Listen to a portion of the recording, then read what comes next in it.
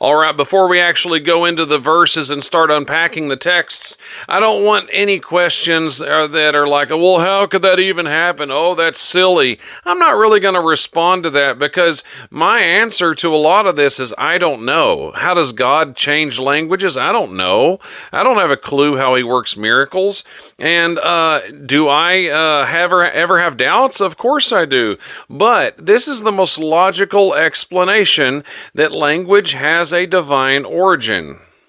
And there are also earmarks of history, ancient history at that, that do make sense and that are verifiable and that we can actually fact check. So it begins by saying the whole earth was of one language and of one speech, meaning they actually had the same accent. And it came to pass as they journeyed from the east, that's where the ark landed in the mountains of Ararat, that they found a plain in the land of Shinar. So they went towards Iraq, modern day Iraq. That's where the land of Shinar is, and they dwelt there. There is great evidence that humanity migrated east very anciently to the area known as Mesopotamia.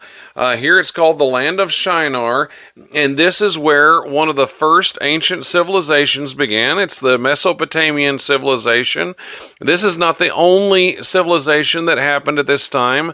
There were others that were forming, but this is the story of the major one and the story of where God confounds the languages. Again, I talked about this in the Table of Nations. That's Genesis chapter 10.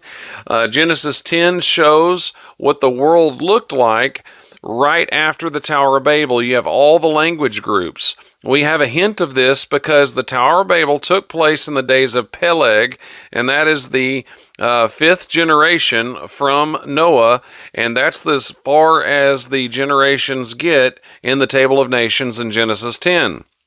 So in Genesis 10, you have all the different language groups that developed as a result of this story. Now, we're going to be looking and we're going to see some hard evidence that links up with ancient history, and we're also going to see some supernatural things that, I can't explain. Who can explain supernatural? That's why it's supernatural. You can't explain it. But how else do you explain multiple languages that are very complex, more complex than the language we speak today, suddenly appearing in different places all simultaneously? I can't wait to unpack the rest of this story with you.